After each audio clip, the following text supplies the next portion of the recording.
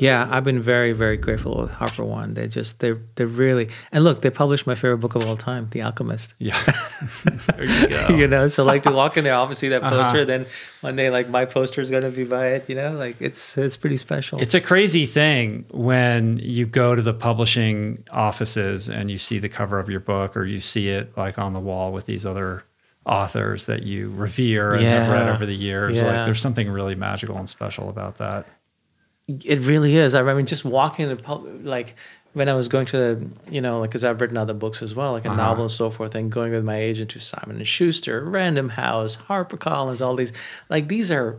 I grew up reading and knowing these names, and to be there, and there's just offices full of nothing but books. Right. It's beautiful, and as a writer, to be there, you know, it's what you dream of. Yeah. Right. It's cool also because you went from this self-publishing phenomenon into traditional publishing rather than the other way around. Like a lot of people, they'll do their initial books in a traditional manner, and then when they develop an audience, then they'll self-publish. But for you to have this kind of viral phenomenon almost 8 years ago, right? Yeah, with a sort of truncated, limited version of the book, and then to develop it with a traditional publisher is interesting. Yeah, it's not something I planned on. You know, like when I did the original version, it was tiny, right? I mean, but I edited an X. I cut out 90% what I wrote, right? And I put it out, and I didn't think I was, and I've said this enough, you know, like I really didn't think I was going to sell any copies. I was an unknown writer, you know, I was just a Silicon Valley guy, wrote a book called Love Yourself Like Your Life Depends on It. Like, look, I failed, but look, I learned to love myself, so life's great. Yeah. And it took off. The thing took off insanely, changed my life, like showed me just the power of my words. Well, let's back it up a little bit, because it kind of began with our mutual friend, James Altucher, who's actually coming here tomorrow. And you saw him this morning. It's randomly. So bizarre. Yeah. Yeah. Yeah. And I promised to him that I would actually write it. And if he liked it, I would publish it. Otherwise, I never would have. Mm-hmm. But didn't it begin like you had, as you say in the book, like you gave, you got up on stage at a conference and had kind of an epiphany and made this decision to share openly and honestly about what was really going on with you in front of a group of CEOs and the like. Senators, congresspeople, Pentagon officials, and CEOs and media types. And I was given 2 minutes to give a talk called If I Could Do Anything. And other people were doing this talk too. And I had the talk prepared, and I got up, and I like right before I got up, I'm like, this doesn't feel right. This doesn't feel right. And I got up, I'm like, I know what I'm going to do. I'm going to share with them what changed my life this past summer or fall. And for 2 minutes, I just rambled about how I changed my life. I learned to love myself, how it saved me, changed my life, how, you know, like literally transforms everything. And I got off the stage thinking, okay, dude, that was insane. What did you just do? Like I was trying not to look at the faces of the people. I wasn't used to giving talks then. And there was a line of people waiting to talk to me afterwards. It was insane. Like people like, this is why I came to this conference, to hear you like say this. Was it just that they found the vulnerability refreshing, or what do you think it was specifically that connected? I'm guessing I was probably the only one who spoke that open at that conference first, but I think it was something about just a reminder. You know, like sometimes a reminder, and I share with them, like, look, this turned out to be we all know, we've all been told love yourself, right? In fact, it's kind of annoying and cliche, right? What I told them was like, look, I was at bottom, and I figured out a practical way to do it for myself, you know, because I needed it. You know, it was the one thing that I felt something inside me said, this is going to save you. And I just went with it. I figured out in a very practical, you know, I'm a Silicon Valley guy, so it's like a very practical, methodical way that ended up working for me. And so it's like, I got the secret. It's not like, hey, love yourself. Here's love yourself. Step 1, 2, 3, 4, 5, bingo, you love yourself. You know, so I think I shared briefly, quickly the steps, and then they all wanted to know more and like how to do them. And so that's when there was a line afterwards.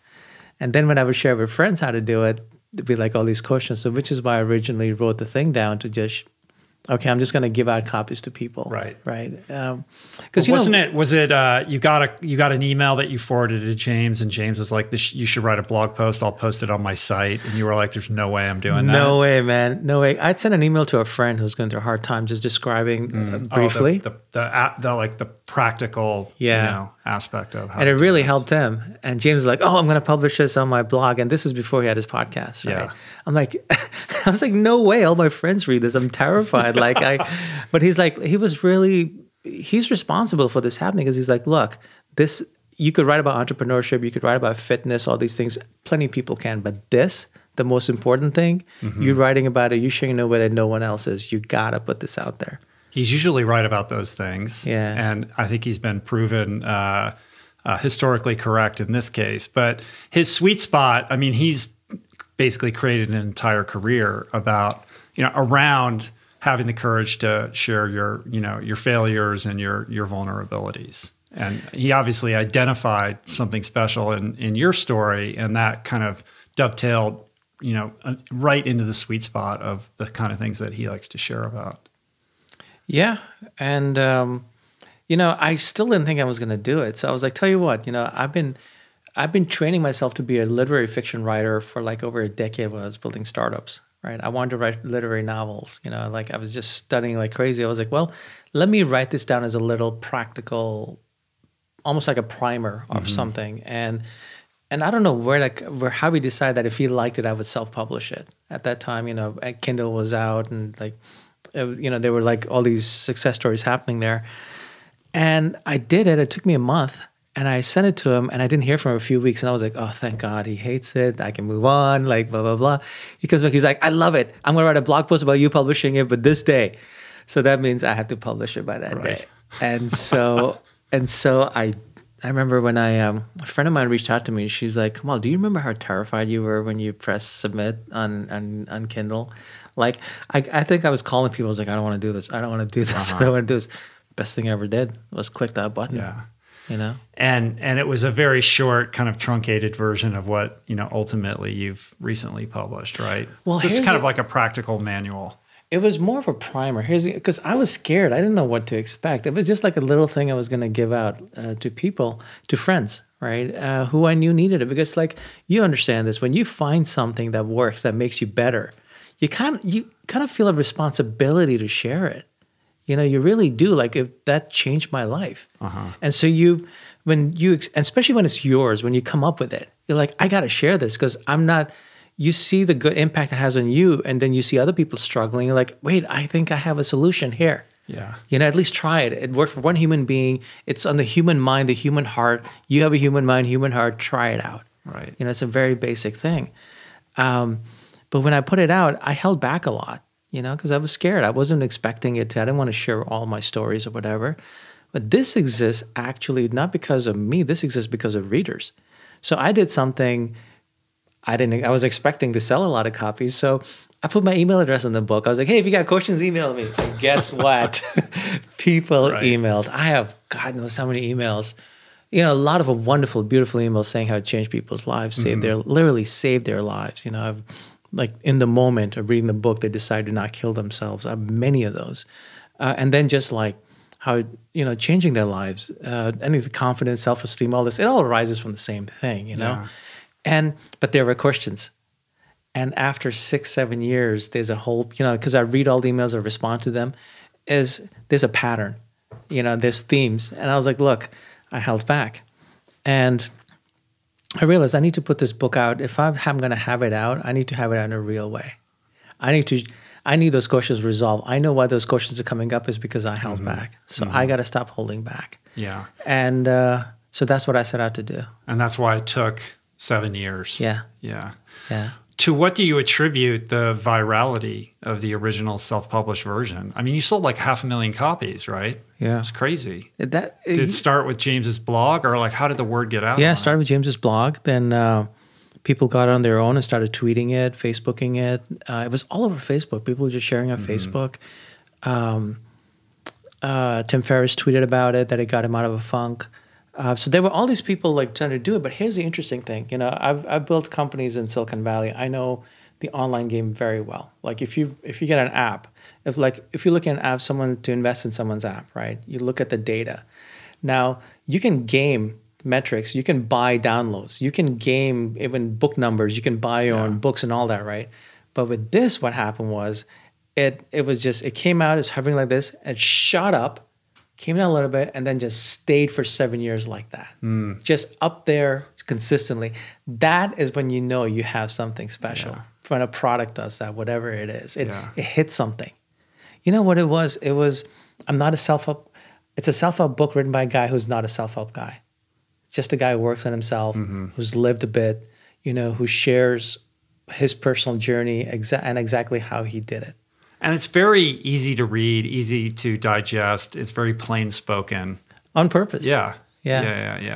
Well, I want to work our way up to getting into the nuts and bolts of the book, but let's take it back a little bit because I want to better understand what got you to this point, and to kind of contextualize the whole thing. So you grow up in Queens, Jamaica, single Queens, mom, where Jamaica, Queens, where rap came from. Yeah. Run DMC were from there. And my sense is that you were always like your own person. Like, you know what I mean? Was a like, pain in the ass. Not an easy person to control or corral. Yeah. You had a mind of your own. Yeah, I was always a pain in the ass that way. School came easy. It did. It was boring. I never felt like I fit in anywhere. I never fit in. Look, I was a shy kid. I just read like crazy. I read a lot. Books were my refuge as a child. We went through some really rough stuff. Like really, at one point we were homeless. Had an abusive dad. There's you want to start listing things we went through them, and it was rough. And books were my refuge. That's what I escaped to. And which, if you think is amazing, and now I write books, right? Yeah. But yeah, that was the childhood. But I've always done my own thing. Like even I went to college, had a full scholarship, and after a year I left it and joined the Army. I know, that's such a strange choice. Like, walk me through that decision tree. Step one, I'm 18. Step two, I'm in college for a year. It's a state school, and you can get straight A's without really going to classes, just partying. I'm bored out of my mind. I want a challenge. Third is step three, I'm an immigrant child. I want to serve this country. You feel that, people often forget that about the immigrant story, just how grateful you feel to this country, for being a part of it. And I wanted to be challenged, and I wanted to so all that, put that together, and just walking by recruiters' offices one day, they decided to pop in, and they had a good sales pitch. Effective marketing. It works, man. Wow. So you went one by one: Marines, Navy, all of them, Army, right? Air Force, all of them. And at that time, what was it that put the Army over the top? For you? That's a great question, right? That's a great question. Because they offered the most money for college after. Because I still knew I wanted to get my education. It was very important to me, but I knew I didn't want to go to a state school. I wanted to go to a smaller private school, and to be able to afford that, also Army would give me more money. And because they also, not only they offered more money, they said, okay, well, tell you what, they give you this test called the AskWeb, which is decides what specialty you can choose. I got 98th and 99th percentile, so I could choose anything. They're like, but if you choose the one that people who fail take it, we'll give you more money, which is infantry. You're cannon fodder. I was like, sweet.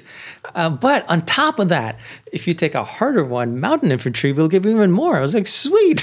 Just signed up for the hardest thing with the most financial upside. But it was great. It's like the way I look at it, if you're going to do something, do that all-in version. I don't want to drive a truck. Another part of the immigrant story, I presume that, on some level, your parents immigrated here to, try to create a better life or a different kind of life than, what was being experienced in India. So, what's the phone call, back to mom like when you tell her it's actually interesting if you think about it. The life in India they had was like upper middle class.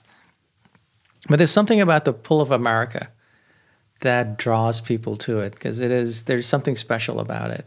So it wasn't like escaping from poverty or anything like that. There is a draw to this country, to the freedom to be able to do anything, go anywhere. I think that that is also part of that immigrant story.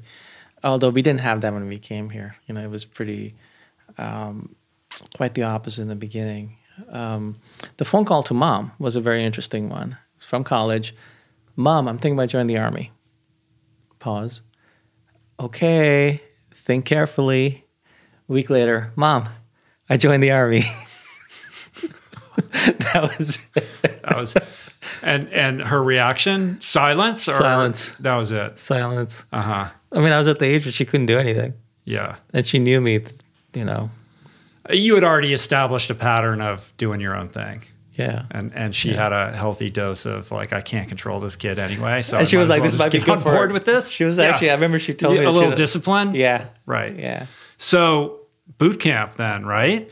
Boot camp, Fort Benning, Georgia, in the middle of the summer. Uh-huh.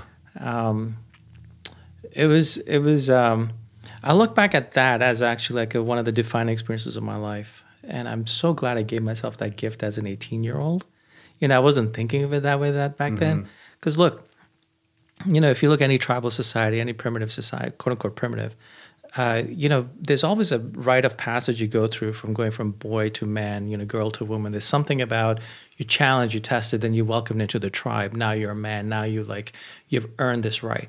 We miss that often in our society. I don't think college and partying is that. You know, there's like something about where you're challenged and you step up, you realize what you're made of. Boot camp did that for me. And then infantry boot camp did that for me. Like every day you're challenged. There's no pleasant day. There's no like, man, I'm just going to sit here but I was still the guy and you know, patrol at night, they'd be like, hey, move, because I'm standing there looking at stars. Yeah. You know, but a sense of pride and ownership. Like, yes. I did this hard thing. This is mine. Yes, you know, at if that you were age, just kind of cruising through school, there probably wasn't that same, you know, sense of accomplishment. Yeah, there wasn't that at all at school. Yeah. And the military is good about that. They do give you that. Yeah. You know, they do challenge you, and they do make you feel like you earn what you get. Yeah, they're very good about that. And were you deployed? No, I was in during Desert Shield, Desert Storm. By the time they said, hey, we may deploy you, I was light infantry, mountain infantry. The thing was over because it was an air war. So you're just hanging out in Georgia? Georgia, Fort Drum. Yeah, just funny enough, I ran into someone who's in 10th Mountain the flight here.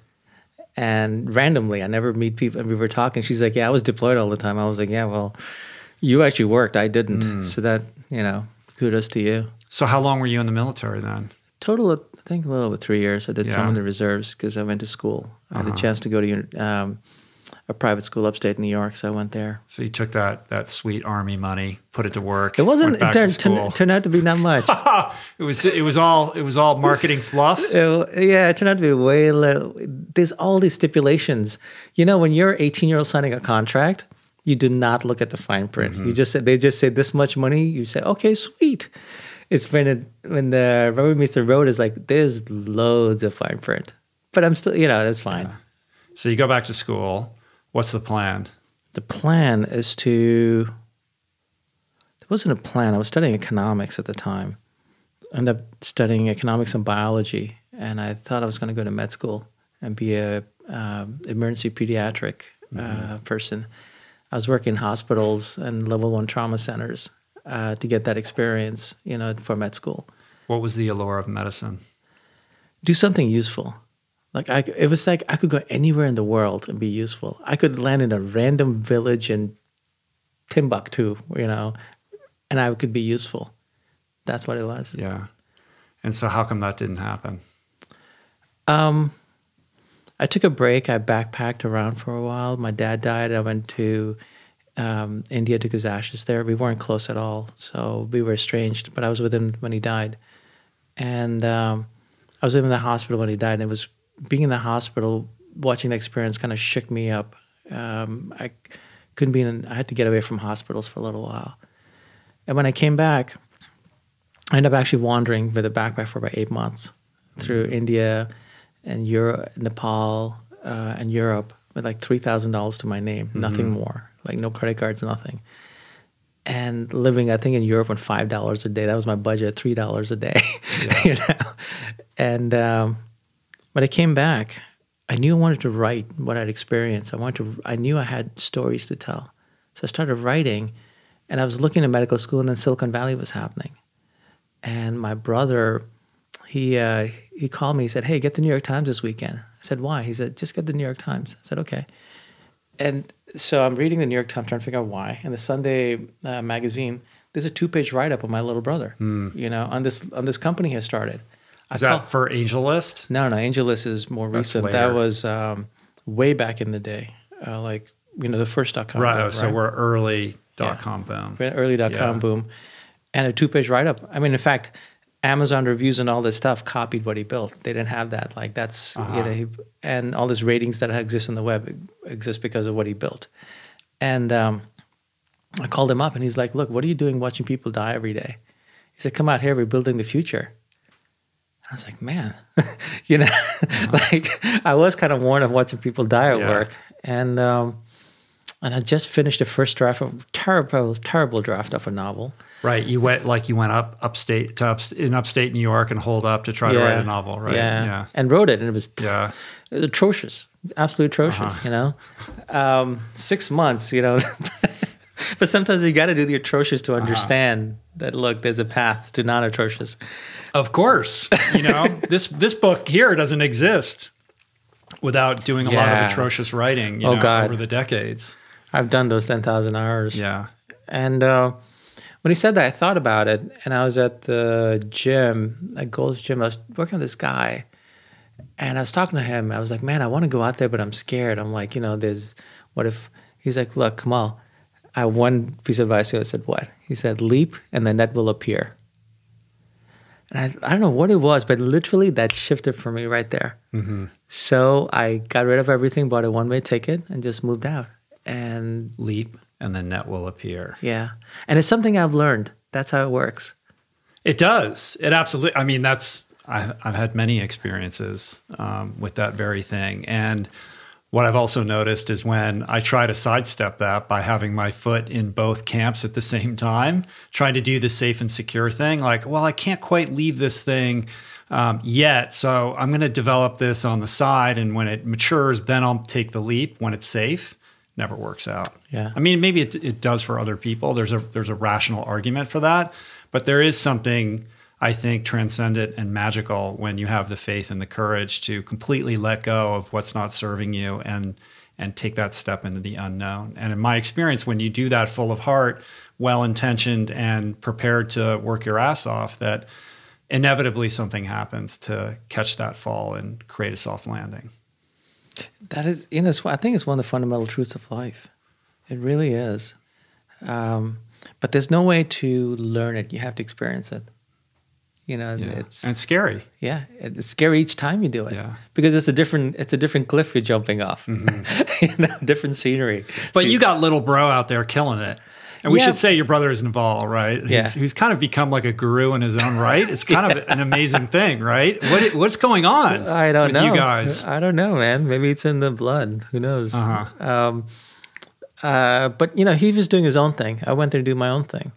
And so I ended up like working there and building startups and kind of fell in love with it. Like the ability to create these companies and no one knowing what they're doing. We're just making it up at the point, right? Figuring it out and just throwing it online and seeing if it works. If not, you're iterating. And there was an energy that I hadn't experienced before. There was an excitement and an energy of building the future. Well, it was this crazy moment where ideas could get funded seemingly overnight and turn into these realities. We just had the experience that with the cryptocurrency boom, same. But cryptocurrency boom was way more scammy. Yeah. But yeah, it really was. And people coming from all over the world from there just to go west. It was literally go west, young man, all over again. Right. And it was a very special moment in time. And that's where I trained. I look at that as my MBA, where I trained. You just get thrown in and look, we have to, okay, now we've gone public. We got to figure out how to monetize. I don't know. Kamal, figure it out. Okay. I'll figure out how to monetize this public company on the web. Because just no one knew. Did you have a sense that your kind of multidisciplinary approach to life served you in that regard? Like as somebody who had, a kind of variety of interests and kind of a jack of all trades, master of none approach came in handy for that kind of thing? You know, it's interesting you asked that because I used to beat myself up when I was younger for having too many interests, which is why I struggled with the whole medical school thing, because as much as I wanted to be a doctor, I knew I would have to give everything else up. I love to travel. I love to take all this time to read and write, do these other things, right? And startups, to be able to build a company from scratch and go take it somewhere, you basically have to do everything. And it turned out to be what I thought was my greatest weakness. It turned out to be you take what is you think is your weakness, you just put in a different environment. It's your greatest strength. So yeah, it was a perfect fit. And that was part of the reason why I made that choice, because I was flourishing in that. Were people prior to that throughout your life telling you need to focus? Yes. Yeah. Oh my God, it's so true. Kamal, man. you could be so great. Just pick a lane. Yeah. And it makes you think about how many people are out there being fed, some version of that story, who, don't find that situation where suddenly the round peg fits into the round hole. That's probably more common than not. Yeah. I would say so. I think that's the best thing is like switch your environment if that environment is not the fit. But it's hard. Yeah. It's hard to do. So you build a bunch of startups, multiple companies over the years, rocking and rolling.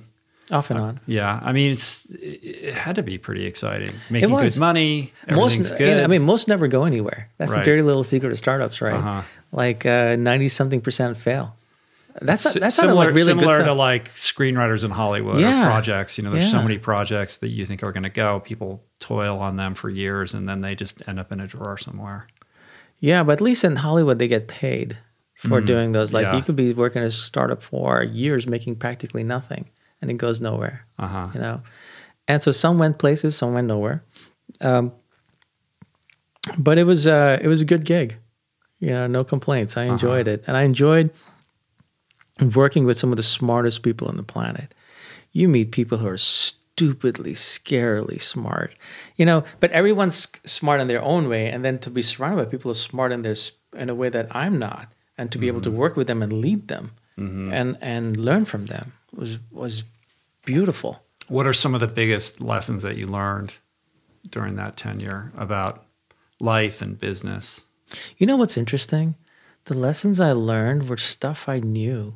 And like for example, I developed a reputation for being able to build really great teams, just be able to get really great people to come on board for my crazy ideas, for me paying them nothing when they were getting massive offers. Like how, you know what? I just did what I learned in the military, so I'm going to use the word men because I was in the infantry and it was all men, or boys or whatever.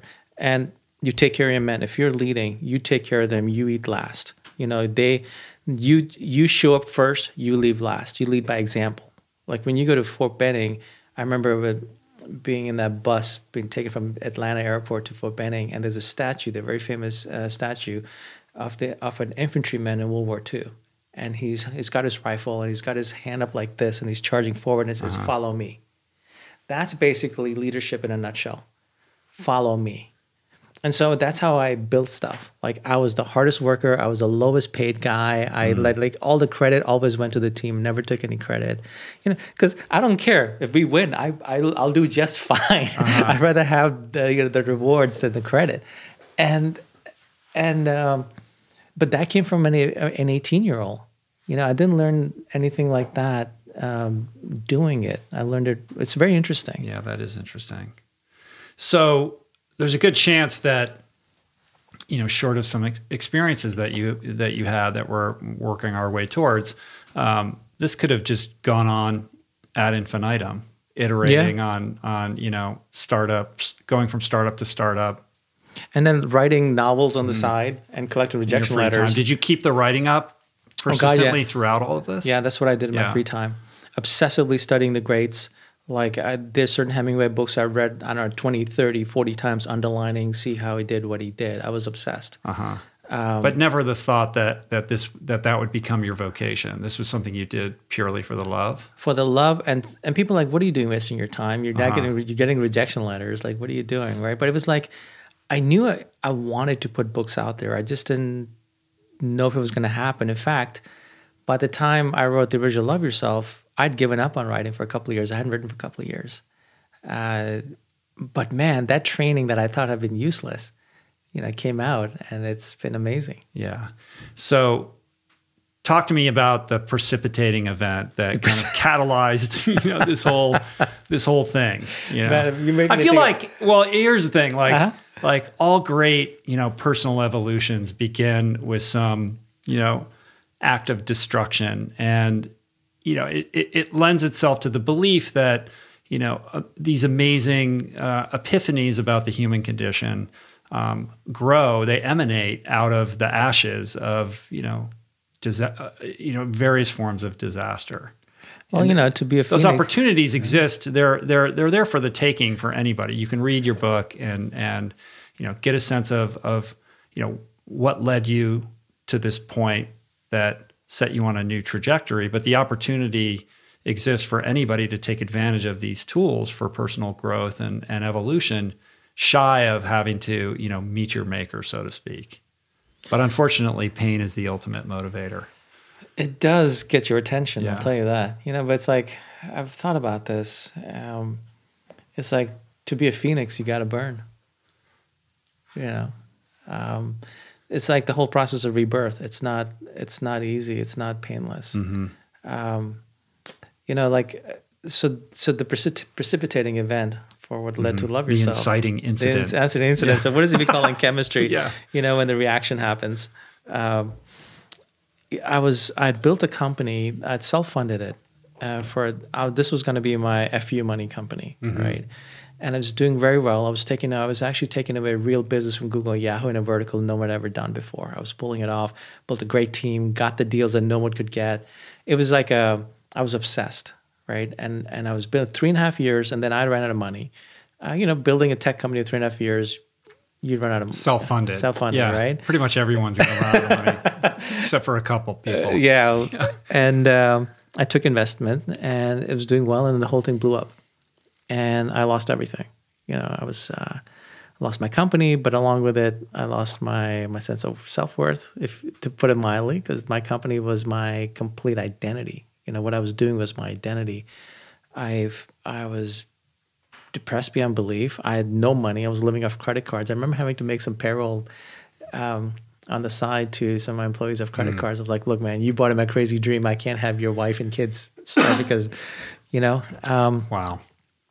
And it was rough to be an understatement. There were times where I was like, look, I remember looking at the Bay Bridge from my window, and really, like, I was so exhausted. I was burnt out. I was like really sick, burnt out, whatever they call it, adrenal fatigue, all the works. Like, I went to some doctor who worked with me later on it, and I didn't have the strength to walk over the Bay Bridge and throw myself off. Otherwise, I would have.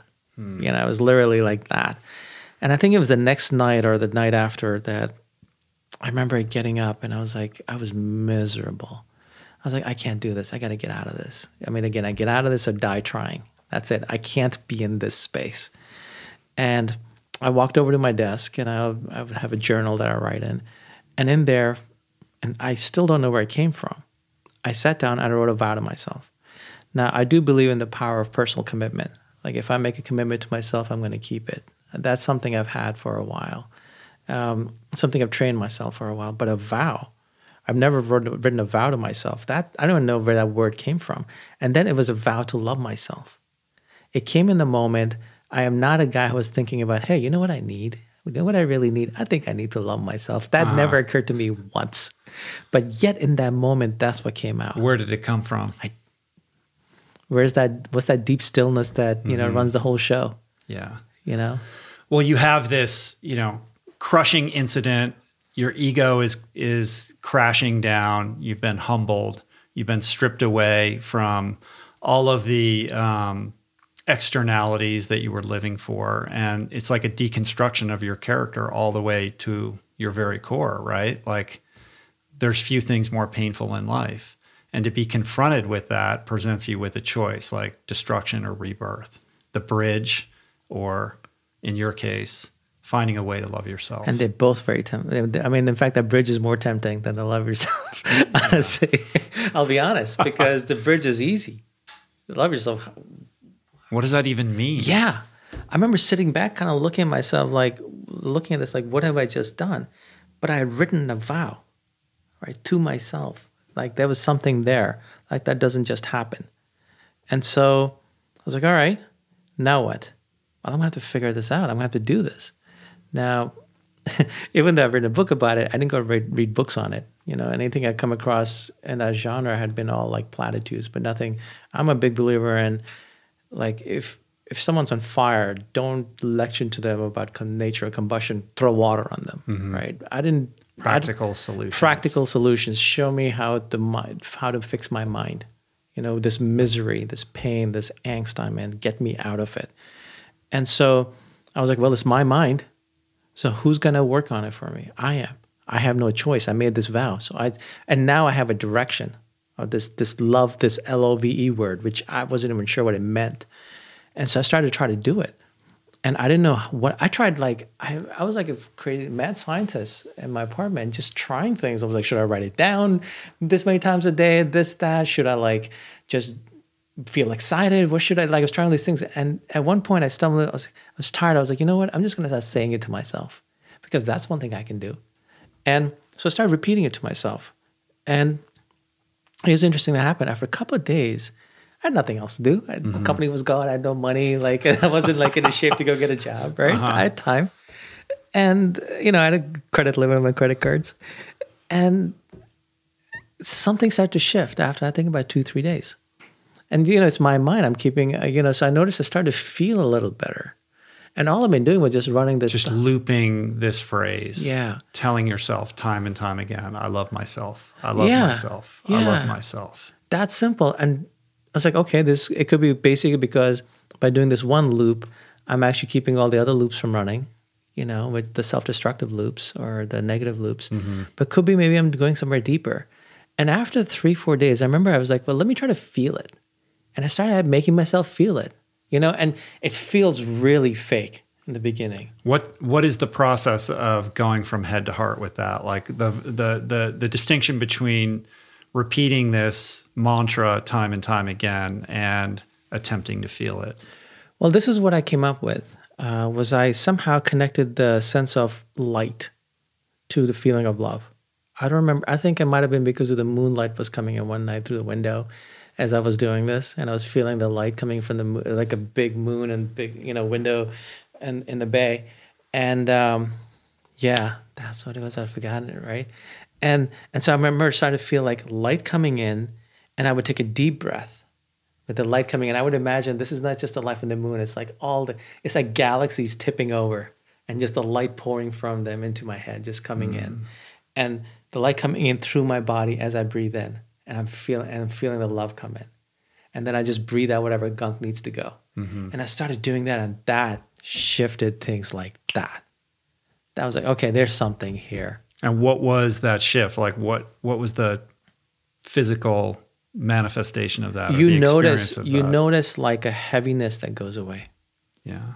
You know, and in fact, when I was just describing, I was kind of sort of doing it, and I felt like my chest feel lighter. You're absolutely right. There is a physical component to it that I've sort of forgotten because now I just do a lot of this in autopilot. But that was one of the things. And then I started doing a meditation with it. So I was just practicing, trying things. Because like I said, I had a vow and nothing else to do, and something was working. And so if it didn't shift things, I threw it away. And so by the end, I'd basically taken this basic loop and built like a practice around it of a meditation, of like a 7 meditation of looking in the mirror, doing it to myself, which is more of a physical, anchoring myself to my physical self, and then walking into this mental loop. And it started to shift everything inside. Where I wasn't. How long did that take? Less than weeks, a couple of weeks. Yeah. You know, keep in mind there was a trial and error. There's a lot of trial and error going on, and a lot of disbelief. I did it because I had nothing else to do, and because I made a vow, and I was desperate. Because otherwise, there was the Bay Bridge. That was my other choice. Right. Desperation fuels willingness, though. God, yeah. You know? What I think is really interesting about this is that the typical reaction to experiencing something devastating would be to seek out a therapist, go to the doctor, or perhaps even, you know, go to an ashram or seek out a guru or start reading a bunch of books, like to seek externally for answers. But in your case, you kind of did the opposite. Like you just went in deeper and deeper and deeper and experimented with your own intuition and instincts. The tools that came out of this are not, I mean, there are other people that do, variations of the things that you're talking about. So it's not like you invented something that didn't already exist. Fusion. But you had to discover it within your own personal experience rather than sit at the foot of a guru and have that person tell you to do that. Yeah, I'm trying to remember why I didn't seek externally. Part of it is I'm always trying to figure things out. I've always been that kid who's trying to figure out the nature of reality since as far as I can remember. But you're right, it was instinct, but it was also like I didn't think I could go to anyone at the level of desperation I felt. Like I'd done therapy in college. It was one of the best things I ever did to go over some childhood stuff. But I'd done it, right? I'm trying to remember. This is a great point. I'm trying to remember why I just went in. I think because of that vow, and I was like, I made a vow to myself. I got to keep it to myself. And was there a fear of letting anyone else know what you were experiencing? This crazy talk? Yes. Yeah. That's a great point. But I mean, just calling your friend and saying, listen, I'm thinking about jumping off the bridge. Like I'm in a bad state. Like I need help. Or were you isolating and like determined to figure it out on your own? The latter. As opposed to seeking help. The latter.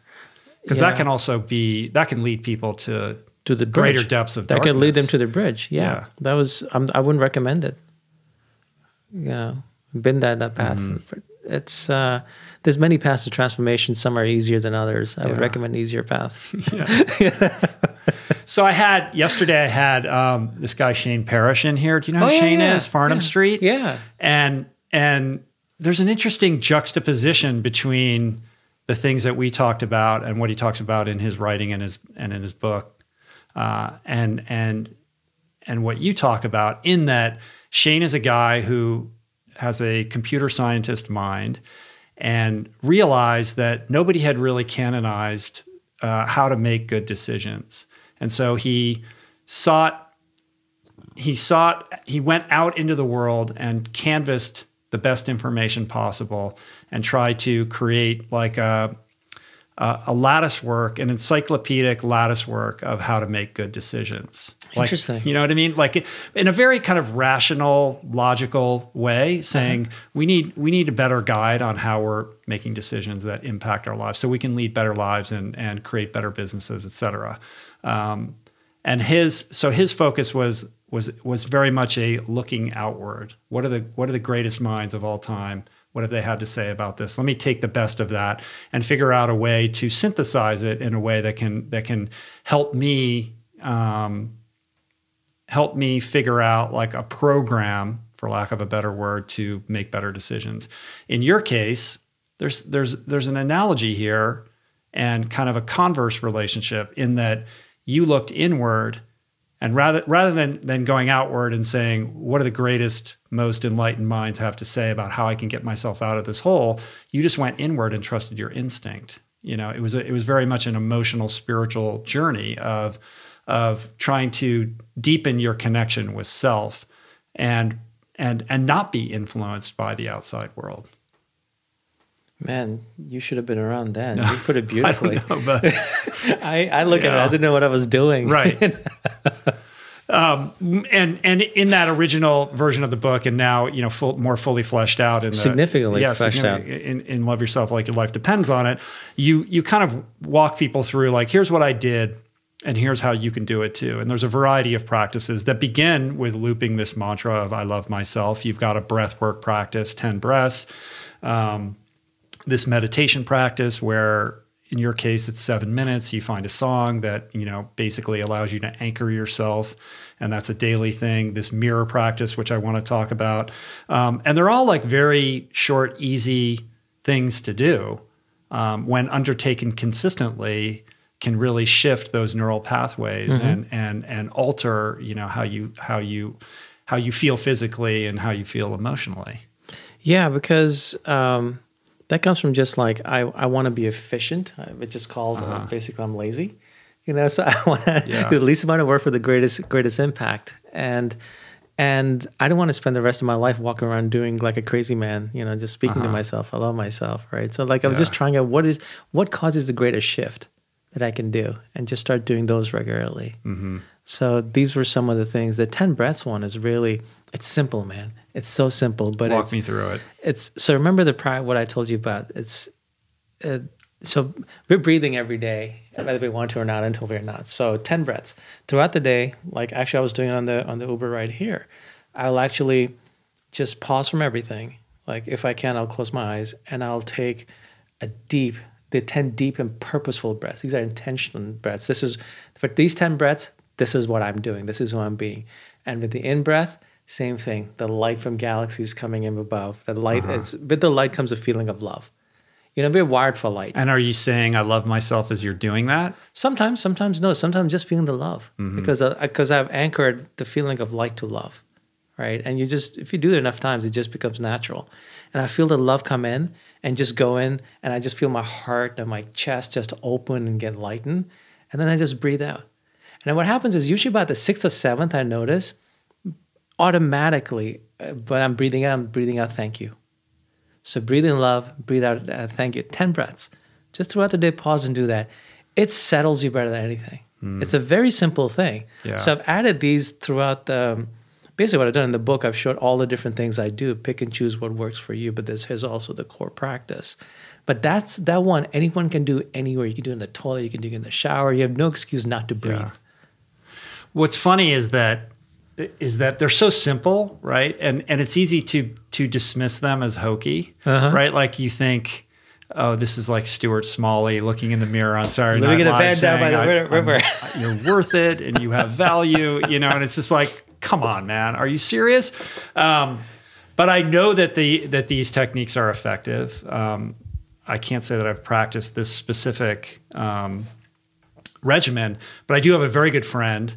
I'm part of a men's group. I get together with a group of guys once a week, and with a therapist, and we talk about things that are going on in our life. And there's one friend who's part of this, and he has been doing this I don't think he's read your book, but he has been practicing the I love myself mantra, and he's been doing the mirror work, like basically for the last, I think like maybe 4 or 5 weeks, spending time in front of the mirror, like just staring into his eyes and saying, I love myself. He's read the book. I love myself. He must have, I haven't right? come across anyone else doing that. And he has been sharing that it has been completely transformative. And this is somebody who is already very much, a spiritually advanced individual. Like this guy's not new to, techniques like this. He's already like, a very evolved human being. And he has been telling us that like this has really notched things up to a whole nother level for him in the way he's experiencing the world. That's awesome. Yeah. It's, in art, what is it? Simplicity is ultimate sophistication. If you got to distill down to the simplest thing. That's where it works. That's where the truth is. It's easy to create complicated practices, and I could have put in all sorts of incense bowls and this and that, which are great for ambiance, but people like that though. They're like, take me, I get that, I love myself, but like take me behind the velvet rope. Like what's the VIP version of this? It's the same thing. Like, look, I've been in 12-step forever, and you're like, really? It's the same steps? They haven't updated this thing? It's like secret wall. What? Oh, I have to like do an inventory again? Come on. Like give me the advanced program, the AP version.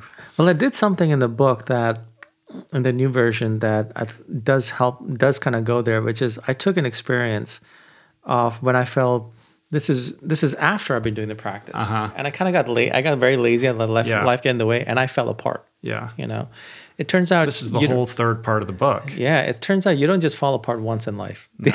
Yeah, and what I did was, I started doing the practice again from scratch because I haven't been doing it for a long time. I'd gotten lazy, and I'm the guy who wrote the damn book, right?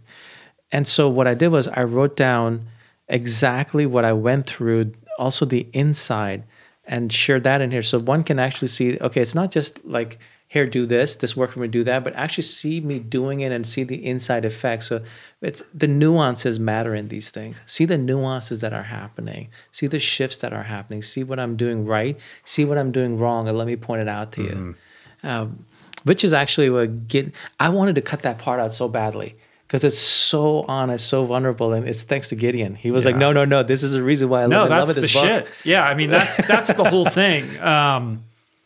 Because it reinforces our shared humanity. Like, we are fallible human beings. This is a practice. This isn't something you do and go, oh, it's all good, and I did that, and now I'm moving on to this other part of my life. Like, this is a recursive thing. It compounds over time, but if you take your foot off the gas, you're going to reset, and you're ultimately, going to regress. And the way I like to think about, I think it's profound, and I think that third part really anchors that whole idea in a really grounded and beautiful way. I have my own version of that story. It was impressed upon me when I was in rehab. Like, look, every moment, every decision that you make, every thought you entertain, every person that you encounter, these things are either moving you, back towards a drink or moving you further away from a drink. You're either growing or you're regressing. There is no stasis. As human beings, we want to believe that we can arrive at a static state. And that's a great delusion that I think leads most of us astray. And when I was finishing Finding Ultra in late 2011, this memoir about addiction and recovery and this, journey towards greater self-actualization, I relapsed, like 13 years sober, and I relapsed. And this, I'm turning in the manuscript, like this book's almost done, and it was one of the most shameful, embarrassing things I could ever possibly imagine. Like, how could I actually pick up a drink after 13 years when I'm about to put out this book that talks about this journey towards sobriety as one very significant component of it? And it's the very same thing, which is that I got to a place where I was on cruise control and thought that I had it handled. And I never questioned whether or not I was an alcoholic, but I took my foot off the gas and deprioritized my engagement with 12-step and that community. And ultimately, after a year of that, it was inevitable that what happened. And luckily I found my way back immediately, and I've shared about this publicly many times, and now I look at it as a gift because it rebooted my my engagement with that aspect of who I am, and really reinforced this idea that it is a practice and that this is not something you're going to ultimately transcend. Like, this is, oh, I woke up again today. Okay, I got to go do that thing again. Yeah, it is a practice, and like I use the word coasting, and that's one of the reasons why I was like, look, here's the dangers of coasting, but really that third part, we were talking about Gideon Weil Harper 1. He's the reason why that's still there. I was too terrified, but I'm glad I kept that because that's been very impactful to people. Yeah, I think the vulnerability in it is powerful. So why don't we explain what it is that kind of catalyzed that? Well, it was a really traumatic breakup. Someone I love dearly, still love, and wasn't my choice. And, it just kind of, I'd been going through stuff at the time anyway, and that was like the incident that just kind of made me come apart at the wheels. And the interesting thing was, I'm like, part of it, there was that shame. I was like, look, I'm the guy who wrote the book on how to fix this stuff, right? You've graduated. I've graduated. I'm like, I got a date. I got a corporate job, and that was actually, so I actually kind of struggled and I fought it. I was like, well, maybe it won't work this time because I've fallen off this wagon. But it's like, in the end, it was like, go with what you know that works. You got to go back to what you know that works. And I started doing it almost grudgingly, almost like shit, grudging. And you know what? It started to work. And so I even show how I did the process kind of like ass backwards. And I say like, look, this is the actual process. It's taking me this long because I'm fighting it. But look, even as I'm fighting it, look at what's happening inside. Look at the effect. Every single word in this book is true. It has happened. It's what I felt. It's what I experienced. Yeah, but man, that was interesting, feeling the internal shame. I remember sitting at the airport, getting ready to fly to San Francisco, just reading David Goggins' book had come out, and I was reading it. And I was like, when you read someone like David Goggins, you're like, damn, that guy's impressive. And you're feeling like me, I just fell apart again. Like, what? Right, I know. Yeah, he could have that effect, right? A mirror for our own fallibility, right? Well, I think what is profound about it is that destruction. It's like what you said, like, if you want to be a phoenix, you got to burn. Like, opportunity finds its moment in destruction, right? And it's this grand opportunity to deepen your surrender to something more powerful than yourself, right? It's you're being asked to prostrate yourself a little bit lower, to really give over your ego even more, to humble yourself, and to let go, like you're being confronted with your character defects in a really profound way, right? So then you have to forgive yourself again, and you have to do it even more profoundly than you had to prior. Yeah, it's actually, I'm learning like life, it's like building a startup, excuse the analogy, but no company just rocket ships straight up to the right. It's like, it's loops, and but there is something to be said about consistency in what really matters. Like fitness, right? If you're not consistent in your practice, it'll show, your body will show. Sure. Same with the mind. And the mind is actually more plastic, more malleable than anything else, yet it's the one that we work on the least. We really do, right? Right? We really overlook it. And so that's starting to change. But it's starting to change, but there's a lot of stuff out there that's, I don't know if it's effective or not. There's a lot of stuff out there. In the end, it's got to be something. What is the best workout? Or what is the best nutrition plan? It's the one you can do consistently. Mm-hmm. That's what you got to go for. But it's consistency that gives you results. Let's go back to forgiveness for a minute. I think that's an important piece in all of this. So how do you think about and practice that? Well, forgiveness, there's two forms, right? Forgiving others or forgiving yourself. The novel I wrote, Rebirth, that's about forgiveness, but that's about forgiving my father after he died. The whole journey while I walked a pilgrimage in Spain, and the result of that pilgrimage was I learned how to forgive him. Right, like 550 miles. And, Camino de Santiago. Right. And you know what it was? In the end, it was just realizing his humanity. He was a human being, man. You can't hold humans to the criteria of gods, but we seem to do that with and just realize his humanity. That's when you realize someone's humanity, it's very easy to forgive. But in order to do that, you have to transcend your childhood lens on your parent, right? And shift that perspective to see it through the eyes of the parent, or to see the eyes of a human being looking at another human being.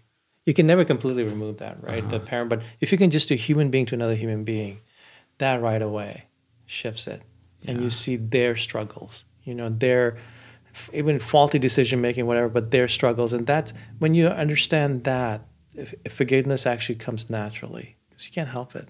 You kind of understand. You don't have to accept it. You don't have to say, yes, I agree. I'm glad you were that way. I'm glad you did X, Y, Z. But you can, because forgiveness ultimately is freeing yourself. Yeah, I think we look at it as a two-way street. Like, I'll forgive you when you ask me for forgiveness or you admit what you did and how you wronged me. But ultimately, the person who's carrying the resentment or the anger or that pain is the one who is suffering. The one who is the object of being not forgiven is often even unaware of that. That's our great irony. And so it's right? a self-inflicted harm. I was at a thing last night. It's another like little group thing that I do that was created by this organization called the Nantucket Project. And they've created these they're called neighborhood projects, where little, small groups of people get together and they watch a short film that the Nantucket Project produces, and then there's a discussion ensues. Kind of like to create, greater community in our neighborhoods. And the movie that we watched last night in this group setting was a short documentary about the genocide in Rwanda and how the president of Rwanda was faced with this prospect of how to repair his country in the aftermath of this horrible tragedy. And the story is told from his perspective and also through the perspective of a perpetrator of the genocide, somebody who killed a lot of people, and a woman whose family had been killed. And ultimately, it's a story about how these two people forgive each other. Wow. And it's incredibly inspiring. And it left me thinking about the incredible exponential power of forgiveness. I think there's something beautifully transcendent and unique about forgiveness in that it holds this potential energy capacity to be so incredibly transformative. Maybe it's because it's rare. I don't know what it is about it uniquely, but to see that, it's impossible not to be moved. And it leaves you thinking about the people in our own lives that we refuse to forgive, or the resentments that we hold on to about how we've been wronged, and the pain that creates, and the impediments to moving forward that constructs in our lives. And also about the people that we've harmed, and thinking more deeply about people who might be out in the world carrying that kind of pain over things that we might have done. Yeah. And then forgiving ourselves, right? To repeat and loop the mantra, I love myself. I think self-forgiveness is a subset of that. Is it not? That's actually the other part of forgiveness, right? Self-forgiveness. What I found, for me, it's what I've learned is start with the self first. You work on the self, the rest actually gets easier. The rest just naturally starts to work. And same thing with here. It was like in this book, I have a practice that I do on forgiving myself, and it actually works beautifully. And it's a very practical practice, like everything. Yeah. It's practical. You can do it, and you will notice the shift. And what I learned was, I didn't have that in the original version. What I've learned is, if you're going to make a commitment to love yourself, you're going to do this practice. Leave the past. You can't leave the past behind, but leave the shackles of the past behind. And what you do is you forgive yourself, and then you start to love yourself. That's almost like the step by step, right? And it makes a huge difference. And again, it's not platitudes. It's actually how I do it. It's like if very quickly, it's like I don't know where I come up with these crazy things. I had a girlfriend at the time, and she was really holding on to some stuff against herself. And I was like, look, I think I know what to do. Come with me. So we drove down to Pescadero by the beautiful, just open land, cliff, looking at the oceans by the lighthouse. It's an incredible beach. It's very wild. One of my favorite places on the planet. Yeah. You can watch whales go by. It's amazing, right? Rugged Northern California. And we got there, and I gave her a piece of paper and a pen. I said, look, write down everything you're holding against yourself. Start with, I forgive myself for. Then I forgive myself for. Just keep on doing until you're spent. And she said, okay. She said, but then you have to do this too. I was like, shit. All right. Okay. I wasn't planning on it. And because what it was for was that she's like, you haven't forgiven yourself for not going to medical school. You beat yourself up for it. You need to do this for that. I was like, okay. So I sat there and I wrote all the ways I forgave myself for not going to medical school. And then we both read ours out loud, away from each other. So it's a private, you could say anything out loud until you just really feel the weight of what you've been carrying. You have to feel the weight. There's a weight, right? It's a physical thing. And you read out loud, and if not, you feel the weight, you're like, I'm done carrying this. I want to let it go. And then just balled up the paper, walked out to the ocean, say, okay, and then just threw it as far as we could. And you know what? It worked. I literally, ever since that whole thing about not going to medical school disappeared. And her thing disappeared. And I've done this other times in my life for other things, or just like generally, hey, I forgive myself for every screw up over the last 3 months. Being human and all. And, like when I fell apart with the breakup, I did this exercise to forgive myself for knowing better, for falling apart and for, not being better. And it works. It's a simple things. And I think part of the reason why it works, and I say look, you don't have to be by an ocean. You can set it on fire. You can throw it on a toilet. It doesn't matter. It's the intention, because you realize the weight of what you're carrying. You say, I let this go. Right. I choose to let this go. And it's that act of deciding that something inside shifts. It's very similar to step 4 and step 5 and 12-step. Did you know that? No. Oh my God. Basically Step 4 involves doing this inventory of your life and your behavior. Sexual inventory, a resentment inventory. It's a very robust document that you work on over time to kind of to get clarity on where your character defects come up and how you participate in these crises that you form stories around, and ultimately to then give it over, to let it go, to surrender. And in the case of 12-step, it's like letting the higher power take it for you and letting it go. And it is a transformative experience. Like the first time that I did it, I was in rehab in Oregon, and I finished my inventory and I drove to the beach, another rugged, Pacific Northwest beach. Sat on the beach by myself and did a private ceremony, and then I burned it. It was similar to the kind of experience, and it was incredible how different I felt after that. But here's the thing: we already kind of touched on it a minute ago, but that doesn't mean you're done. No, you there's no stasis. You got to go back. You got to go back, and it's like, okay, you went through that. All right, time to start again. But then it's like not just forgiving yourself. It's like who you're going to be now, right? That's where what I realized. For the next step is you make a commitment to yourself. For me, it was loving myself, and that's what this whole book is about. Then you make that commitment, and then how do you keep that commitment day by day by day? So it becomes a way of being, and the effects just happen in your life. My favorite of all of these tools is this other recursive phrase, which is, if I loved myself, what would I do? Or some version of that, right? If I love what would be the right action here if I actually loved myself? Yeah, it's a question I came up with when I realized I was making poor choices. And like most of the time I realized in our head, we're basically answering questions.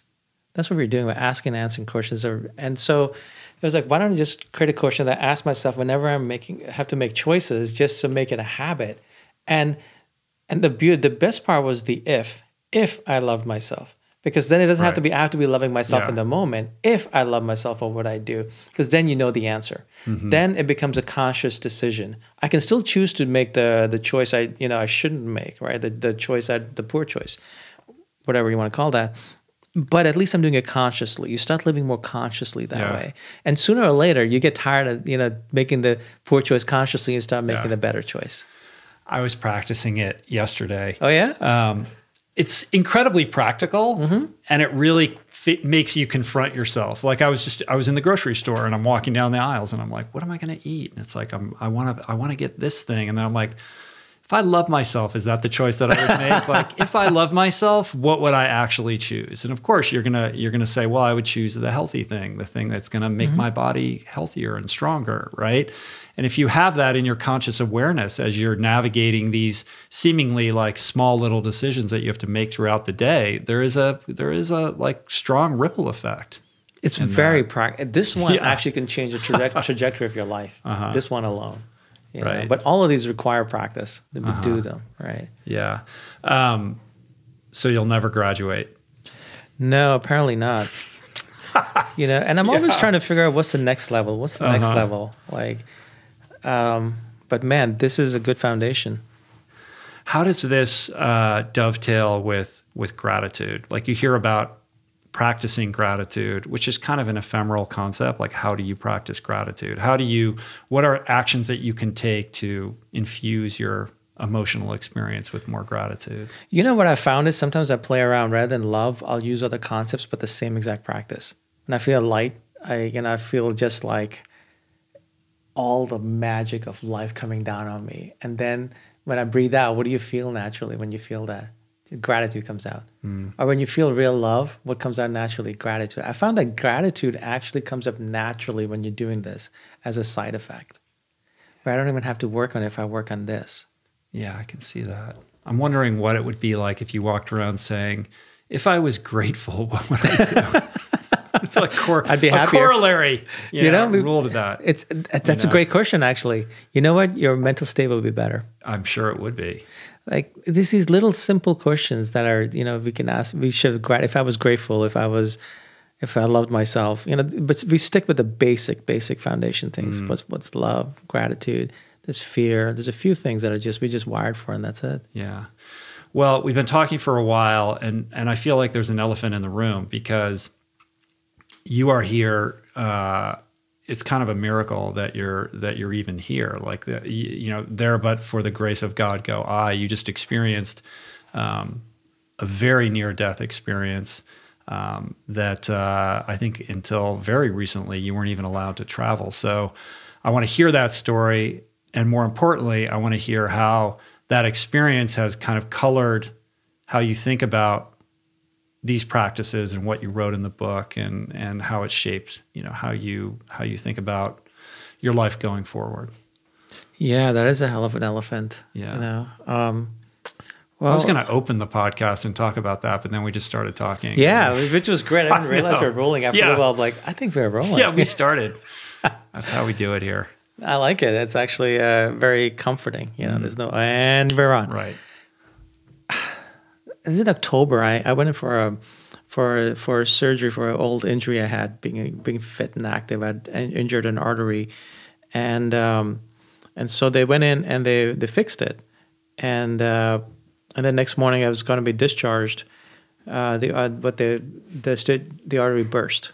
Basically, the stitches hadn't taken, and immediately, like boom, all of a sudden, I had a soccer ball grow in my lower abdomen really fast, and that was blood. An artery burst. Internal bleeding. Yeah, but an artery bursting is a one-way street. It's a pressurized system. Mm-hmm. The hose. I literally one of the hoses breaks. That's it. There's no, like in a submarine where they shut the doors kind of thing. And it grew so big, so fast, so much pressure that it burst, and it was spraying blood out. Spraying blood out where? Out of my lower abdomen. So it broke through the skin? Broke through the fascia and everything. Like, imagine, it's pretty painful, I'll tell you that. But it got their attention in the hospital. Because I've been complaining about pain, and they weren't giving me any attention. And the nurse just thought I was trying to get more narcotics. And then when I started spraying blood, I also noticed her calling doctors. And they're like, this guy just wants more drugs. and so they immediately had to wheel me into emergency surgery. It was like right away, like boom. There was a surgery. There was someone going into a surgery. They pulled that person out, pulled me in that OR because this was literally life or death. I was bleeding out. I lost so much blood. I remember one guy just trying to like hold his hands over, but trying to just stop the spray. And I remember being in the OR, still being kind of wide awake because I was in shock and adrenaline, and there was nothing, no like long drawn out floating towards a light thing. It was flashes of images of love. It was basically images of love and fear, images of just like regret, love, fear, like and fear in a way I've never felt fear, because it was so primal. Your body, your mind doesn't know what to do if you lose blood like that. And you're watching your own blood spray out of your body. We're not designed for that. That's not a normal occurrence. Usually that results in death. Right. And spraying out of your abdomen, like it's not like out of your arm or something like that.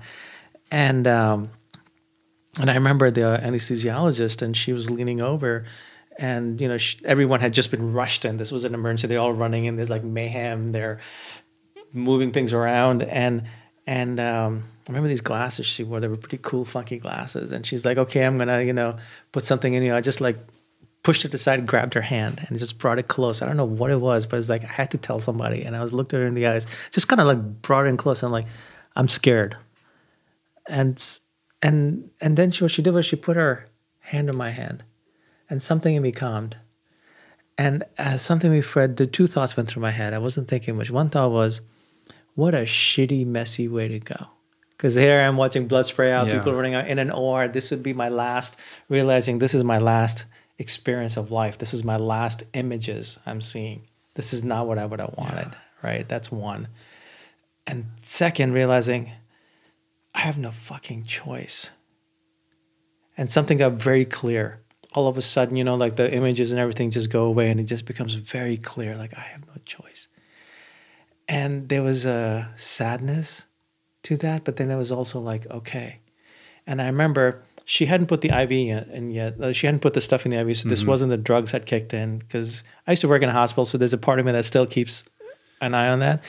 And I actually talked to them about it afterwards too. And just feeling like, okay, if this is it, this is it. And I remember like leaning back and because I think I'd been trying to sit up a little bit just from the adrenaline, leaning back. I was feeling like this image of I'm falling backwards into the darkness, like you see like someone falling in an ocean, dark ocean, just falling. That's what I felt like. I was just falling, and I let go. And that was it. That was my memory. And I didn't know you were in. That's it. Were you conscious the whole time? Well, and then in that, then I could feel them put something in, and then slowly, like I was starting, because they had to slash me open. Yeah, so they had to open you up, find the artery, suture. Well, but one other thing was, the surgeon, when she came, she had come in too, and I grabbed her hand. I was like, "Look, don't make me have gone through this for nothing. Fix the thing I came here for." She's like, "Okay." How complicated was the original surgery? I mean, did they pitch it to you like, this is like kind of a thing, you'll be laid up for a while, or like, oh, you'll be in and out, this is no big deal? Well, it was complicated, but it was a very standard microsurgery procedure. This was not expected. And was it like the same day in and out, or had you spent the night? No, I would have spent a day or two in the hospital. But you were getting ready to be discharged when this happened. So conceivably, you could have been in the Uber on the way home, or sitting in your apartment when this happened. Yeah, if that was the case, that would have been it. You wouldn't have made it. Yeah. It was literally like when they were like getting me ready to like say, okay, I'm getting ready for discharge. How much blood do you lose?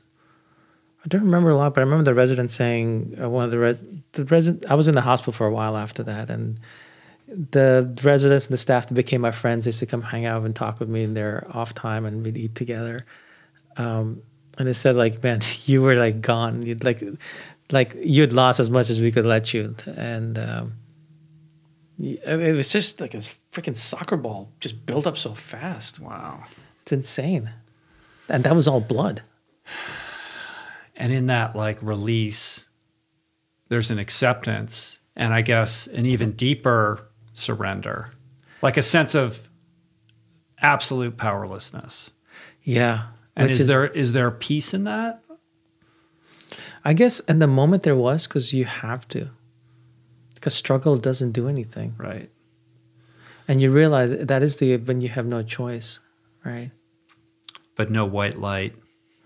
No, if the white light, it felt like my body was light, but everything else was darkness, and it was just falling backwards. That's like the kind of image I remember. But that's almost like a third party image. So keep in mind, I was also in shock at the time. Right. Right. And I know you're somebody who's done like a lot of plant medicine, and packed into that there are these sort of near death experiences that you have, or rebirthing and things of that nature. Did it bear resemblance to those experiences? None. Or none? Dude, I've done it all. And let me tell you, none. Okay. Actually makes me feel better. I'm actually glad to hear that. I am being 100% honest. I'm very experienced in plant medicine. Okay. I'm a very curious person. I've done some crazy stuff there. I've experienced what I thought you could experience. Not the same. Not the same. Not the same. So does that color how you think about the value of those experiences? No, because I think they still give you a taste. They still make you better. They still make you face yourself. I think they're wonderful teachers. I highly recommend them. So this experience, you end up in the hospital for quite a while after that. Has it altered, kind of the things that you say in the book? Like, how has this shaped how you think about life going forward? Well, honestly, I had to return to the practice again to keep myself from just, I've spent months writhing in pain. I was in an insane amount of pain. I had 2 back-to-back surgeries, one a very aggressive, one major surgery, and then 12 hours later, one very aggressive emergency surgery. Right. Oh my God. One of the surgeons told me, if anyone qualifies for these narcotics, it's you. What caused this? Was there any is there an argument for malpractice here? Was it human error? Or, what? I've thought about it. I'm not a litigious guy. Everyone does their best. But there were some things that happened, and it's just been the level of pain I've had to deal with for so many months. You know, I was talking with your wife about this earlier. I have such empathy now for people who live with chronic pain. Pain grinds you down. Physical pain, like extreme physical pain, just grind. No, and so, like, I've had to do this work hard just to keep afloat when I'm in physical pain. You know, it's like to be able to just like get up and walk across a room and not be sweating. You know, like what that takes. So I've actually had to go deeper in this, but almost in a survival way. Like I am right now an animal in survival mode. And loving myself is literally just surviving. Yeah. You're pain-free now, though. I'm better. There are times where I still deal with it, but it's very manageable. I'm getting better. The body's amazing, right? And I literally feel like I've been rebuilding my body. You know, I'm used to being very fit and healthy. Thankfully, the second procedure they did, now they went into and took a vein out of my leg, like a big thick pipe, and put that in as a big conduit. So at least because I was like, don't make me go through the experience. Right. If I come out of this, at least we know that artery is strong now. Yeah, it's better than like that would have even made it worse. Right. Yeah. And what's interesting is trying to divine the lesson in all of this, right? Like we were joking before the podcast, and you're like, I thought that I'd been tested, you know, I'd kind of been brought to my knees a couple times in my life, and I felt like I'd learned the lessons and am moving in a good direction. Did I really need this to happen? Haven't I already had my wake up moment? Like, why this? Yeah. Why now? I'll be honest, man, this brought me to my knees in a way I've never have. I struggle at times. It's like, I almost left. Why am I here? Especially when you're in pain, your mind goes there, right? I'm still struggling with it. And I'm so grateful so I turned in the final manuscript of this book, I think the week before I went into surgery, right? And now this book comes out, and this is a book I so care about. You know, I have such an obligation to the readers, you know, who emailed me and who gave me their cushions to put this out to the world, that's the thing I get up for. Like, that's why I got on a plane and came to LA to see you, is to share this book. You know, it's like I gave myself this gift before going that experience. I don't know if I didn't have this book, what I would have done, honestly. It's like it's something that's bigger than me, that's more important than me, that'll make me get on that plane when if I'm feeling pain, I will get on a plane and come and share the book. That's been a great gift. I don't know where I'd be if I didn't have it. And secondly, because I have the book, I read it. Right. And it's like sometimes, you know, I wrote this for myself. And so there are moments in life where a practice like this could literally just make you survive, and sometimes that's all you can do. You know, it's very interesting. That's something I just realized the other day, because I've been beating myself up for being like closed off from everyone and just being curled up in pain. And I was like, dude, you're survival mode. Yeah, it's okay. Nobody's expecting you to be, you know, going on the talk show circuit. You just got out of the hospital. I got out of the hospital in October, but, you know, I couldn't wait to get out. It was like the first one they said, you might be out. I was like, take these damn things. Worst place to be if you're not feeling well is a hospital. Really. It is the worst place on the planet. All your dignity's gone. You've been poked and prodded 24/7, you know, and that's where all the germs are anyway. Right.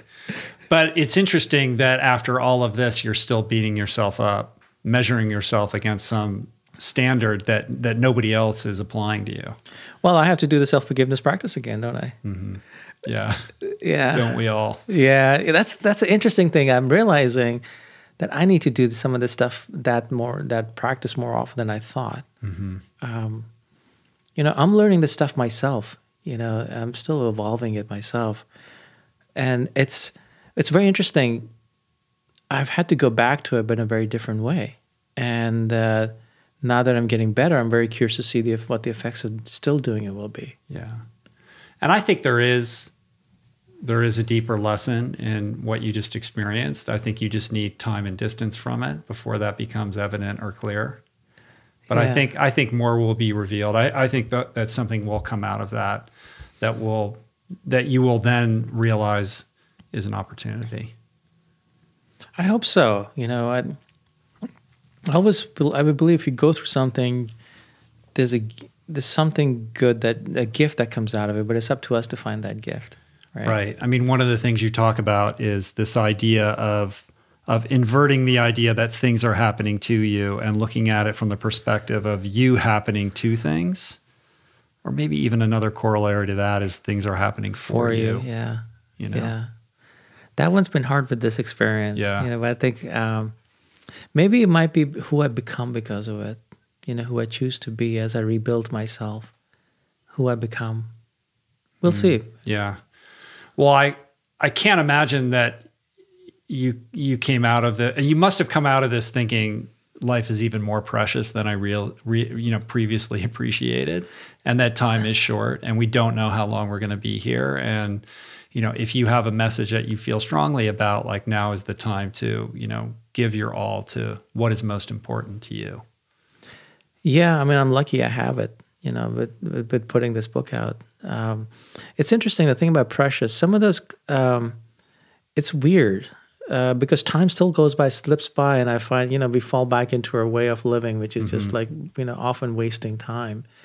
The mind is very interesting how it quickly forgets lessons. One has to be constantly reminded. What I like to do is I like to remind myself of feeling, just feeling life, feeling blessed by life sometimes. Because I have to look at that being surviving, no matter what I went through, as a blessing. There has to be a blessing in there. And what does that look like? Like, what is the actual practice of that? I do the same thing as I do with the 10 breaths, except now the light becomes blessings. Uh-huh. I like that. I like that it's so simple and practical. There's not a lot of, in the book, there's no window dressing around anything woo-woo. It's like, this is what I did. It feels so much better. Like, and here's how you do it. It'll take you 5 minutes. I get a lot of emails from people who say, like, what made them use the book or what made them share it was the fact they could tell it was just a guy, just a dude who wrote it. A dude who did it, yeah. I listened to the podcast that you did with Jonathan Fields, and he put the question to you, like, given that you had an interest in fiction writing, like, why not make this a parable, this book, rather than making it a practical primer, doing some storytelling in a fiction setting? I don't remember what I said to him, but what comes to mind now is because for something like this, you just need the simple truth, straight to the fact. This works. This is how it works. Yeah. This is what to do. I think what you also said to him was that it's the honesty, like the personal honesty and accountability, was what, in your belief, was what made it connect with people. Yeah, it's amazing. Readers are wonderful. Just how they reach out. They give you more than you give. I feel like you give. So are you still like a Silicon Valley? You live in San Francisco, right? But are you still like a VC and all that? Or are you just full on? No, I'm in New York these days. Oh, you are? You're in New York. Okay. Yeah, it was a long flight to come see you. I thought you came from San Francisco. I didn't realize. Man. Wow. No, my flight was delayed multiple hours of a full cross country. Totally worth it. Yeah. Thank you. No, I run a VC firm that I built on my own after I had lost everything, and I rebuilt myself, and so I invest in tech startups. Mm-hmm. And the writing's what I realize is what I'm putting this planet for, and that's the thing that I'm going to leave behind. Right. These books. But yeah, I love working with. I advise some companies. I invest in companies. It keeps that part of my brain active. Right. And I actually enjoy it. You get to work with people building the future. It's fun. Yeah. Well, you got to write about what just happened to you. Think so? Yeah. But I don't have there's no lesson there. Well, maybe it's not yet time to write about it, but at some point, I think there will be a lot that comes out of that. And like I said earlier, I think it will be revealed to you, but at some point I think it's going to be important that you write about that. Okay. Thank you. What else are you working on? That's the thing. That's one thing I'm struggling. I've tried writing, and there's nothing that's coming out that's inspiring me. Right. You're in your gestation period. So I'm reading a lot. I've actually been reading a lot of physics and quantum physics and just going down a rabbit hole in nature of reality. That's interesting. Yeah, just like, okay, look at Stephen Hawking's paper and this and that. Like, what is, the smart guys, the really smart guys, their interpretation of the nature of reality. I've been really fascinated by that. So just kind of like right now, I'm feeding my curiosity about these things. Is there like an approach that you take towards trying to decide what to read, or is it just your muse?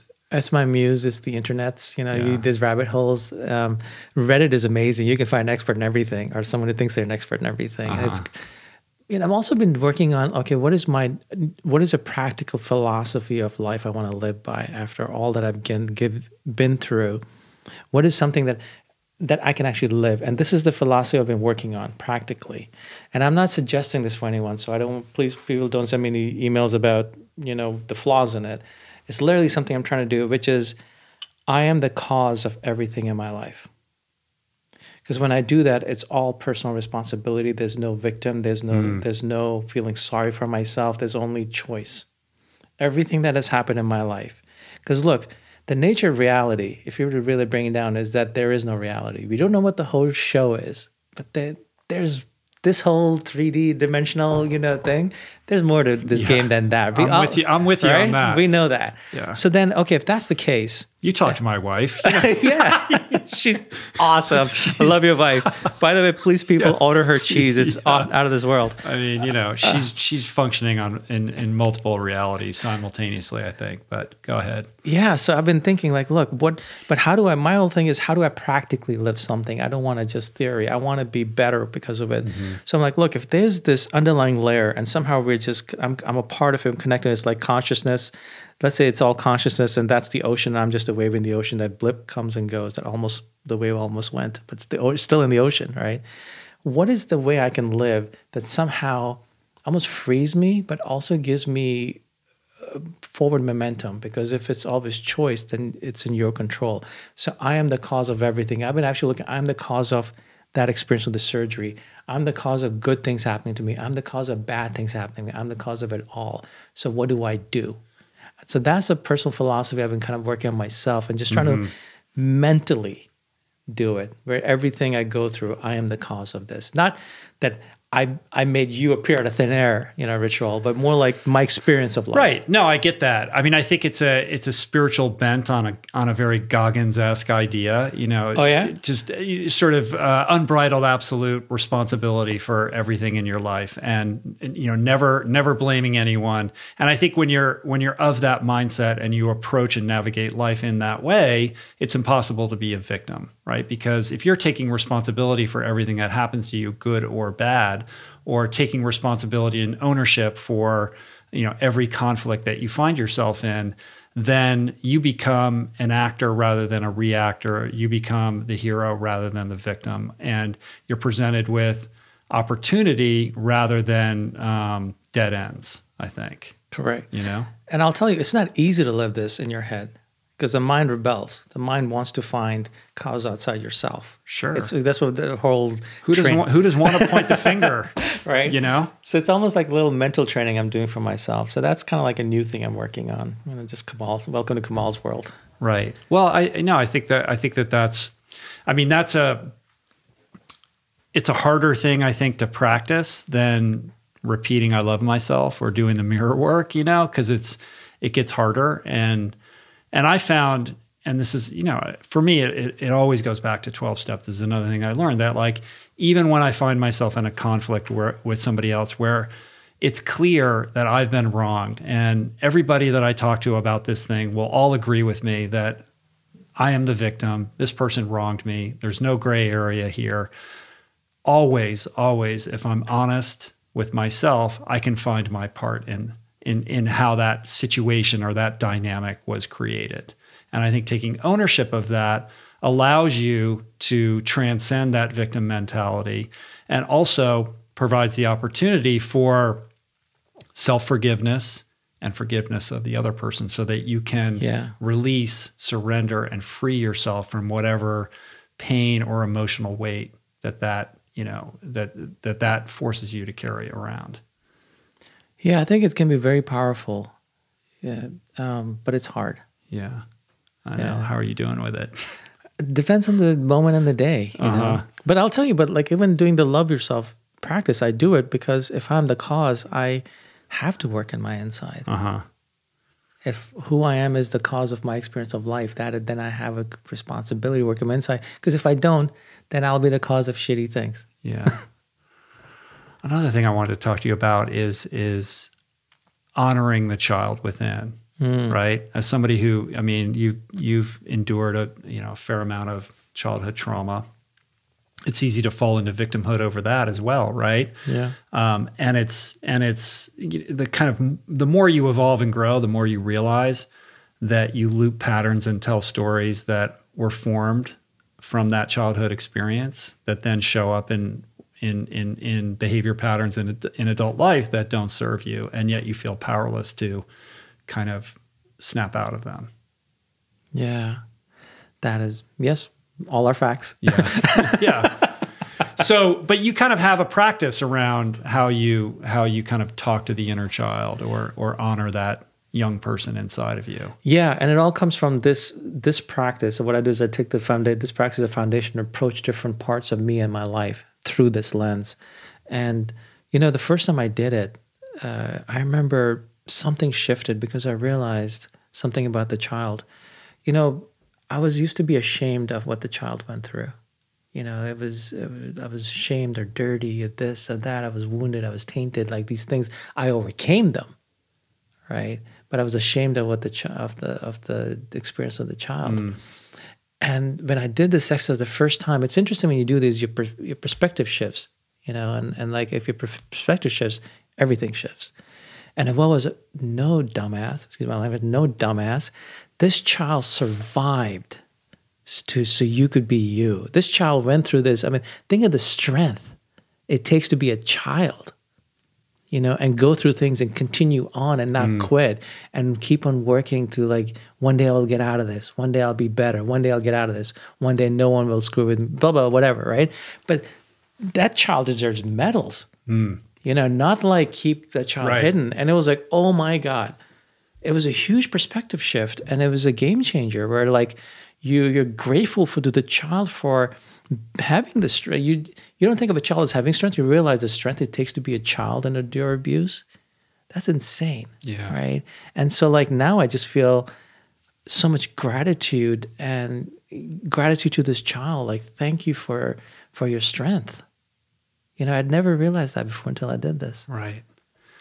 I like that. I mean, that's a very cool practice and way to think about that wounding. You know what I mean? When you think about the experience of a child, even a child that grows up in a healthy environment, a young child in the period of 24 hours will throw a couple tantrums, cry a bunch of times, be frustrated, feel angry because they can't communicate their idea or whatever idea they're trying to communicate isn't landing right. Like the emotional turmoil of a childhood experience, even under the best circumstances, is incredibly challenging when you think about it. Like they go through more emotional turmoil in a day than I certainly do, right? So the strength, the capacity of a young person to, weather so much, it seems obvious that we should honor that. Yeah. Yeah. It's very interesting. I've mentioned this to other people, and it's actually caused that shift to them too. I find that I'm not the only one who was that way about his childhood. When you come from a traumatic childhood, you kind of like want to put it under the rug. You're like, I got over it. Right. That's the past. I'm done with that. Yeah, I overcame it. I got over it. I'm fine. Right. Whatever. But honoring that child who made it happen, who had the strength, that's special. Mm-hmm.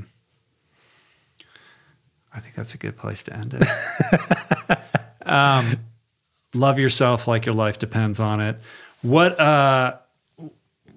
is like, just to kind of close this down, for somebody who's listening to this who feels stuck or perhaps finds themselves in a situation that they can't see their way out of, give that person a starting point. Starting point. Look, what did it for me was making a commitment to myself. And first deciding that, look, I'm going to keep commitments to myself, right? But if you make a vow to yourself If you're ever in a place where you just need to get out of it, make a vow to yourself, write it down, put it somewhere where you can see it every day. Be reminded of your act to your promise to yourself, and then do your best to live it. You'll fail horribly every day, but you'll get better and better. Do your best to live it every day. It's really that simple, that power of that personal commitment to yourself. Yeah. It's that simple. And you don't have to, lose your company and all your money, or God, no. get left by, your one love in order for you to take advantage of that, right? I think that's the important thing. Like, a lot of people's elevators are going down. They don't realize that they can get off at any moment. They have to experience that bottom, and that wake up call is required or necessary to get that person's attention. But the truth is, these tools are powerful and transformative and available to you, wherever and whenever you find yourself. Yeah, it's the human mind. I know. Well, thank you for sharing. Oh with man, me today, this was man. so I worth appreciate it. Thank you. I love the book. Like I said, it's not only packed with these amazing transformational practices, but it's super easy to read and enjoy. Like you can literally, read the whole thing in an afternoon. It's very easy to digest. So I appreciate that. And that doesn't come easily. That's because you put in those 10,000 hours, right? Yeah. Yeah, that's craft. So thank you. Thank you for the book. I think it's a gift, and I think you're a gift to humanity, and I appreciate the work that you do, my friend. Thank you so much. So come back and talk to me anytime. You can find the book at your favorite independent bookseller or on Amazon. You can find Kamal on Twitter at Kamal Ravikant, but he will not follow you back because he only follows one person, The Rock. Once you read What the book, is that about? Well, if you read the book, you'll understand. Yeah. Where else can people find out what you're Twitter, up to? Instagram, the usuals, but just my email address is also in this book. Yeah. Email me. Right. But, email me if you read the book. Do you respond to all the emails? I do. Sometimes it takes a while because I get backlogged, but I always do. Wow. People are really good. Sometimes you'll find someone who just has an axe to grind and you just happen to be the one they want to do it. Polite, respond, and end it. But most people, I made friends with readers, like people I consider good friends who reach out to me, just start having conversations. It's amazing. Yeah, that's cool, man. Well, I'm going to be in New York this spring. Can we go grab dinner? God, I would love Get it. James and we'll all go out for a bite. I would love Some it. vegan food. Yes, sir. Okay, thanks, man. All right, that's it. Thank you, Kamal. Appreciate you. Peace. Dude, this is the best interview I've had. I'm so happy to hear This is the best interview I've had. Like, I can't wait. That's the title of the podcast now. Kamal Ravikant, the best interview he's ever had. I kid you not.